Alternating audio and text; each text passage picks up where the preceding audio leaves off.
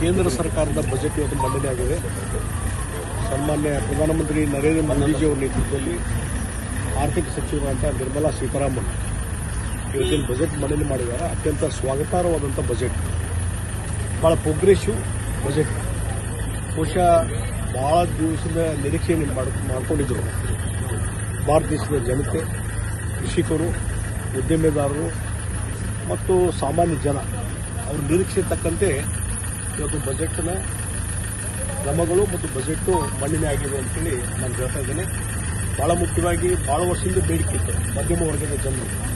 ಏನಂದರೆ ಈ income tax ಏನಾದ ಆದಾಯ ಮಿತಿ ಜಾಸ್ತಿ ಮಾಡಬೇಕಂತೇಳಿ.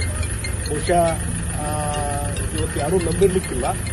ಇವತ್ತು 12 ಲಕ್ಷದವರೆಗೆ ಈ ಒಂದು ಆದಾಯ ಇದ್ದಂಥವರ ಒಂದು ಸಂಪೂರ್ಣವಾದಂಥ ಇನ್ಕಮ್ ಟ್ಯಾಕ್ಸ್ ಅದು ವಿನಾಯಿತಿ ಕೊಟ್ಟಿದ್ದು ಭಾಳ ಒಂದು ದೊಡ್ಡದಾದಂಥ ಒಂದು ಕೆಲಸ.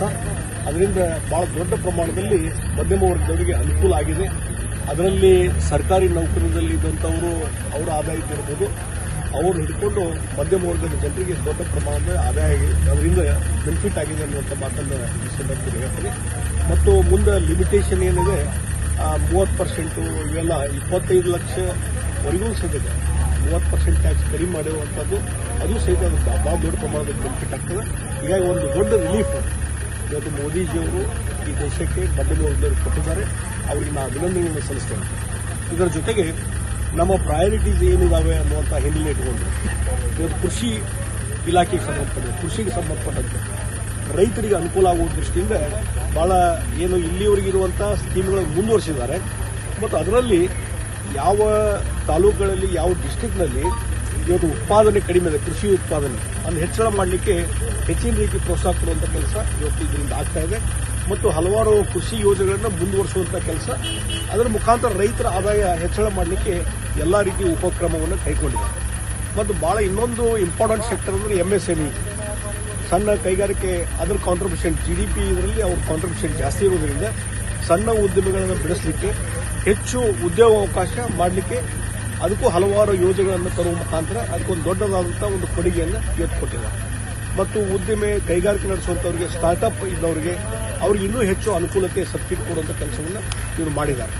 ಇದರ ಜೊತೆಗೆ ಮೋದಿಜಿಯವರು ಪ್ರಧಾನಮಂತ್ರಿ ಆದಮೇಲೆ ಭಾಳ ಮುಖ್ಯವಾಗಿ ಅವರ ಒಂದು ಭಾಳ ಒಂದು ಪ್ರೆಸ್ಟೇಜಿಯಸ್ ಏನೊಂದು ಉಡಾನ ಯೋಜನೆ ಇತ್ತು, ಅದನ್ನು ಜಾರಿಗೆ ತರುವಂಥದ್ದು. ನಾನು ಇತ್ತೀಚೆಗೆ ನನಗೆ ಒಂದು ನೆನಪು ಬರ್ತದೆ.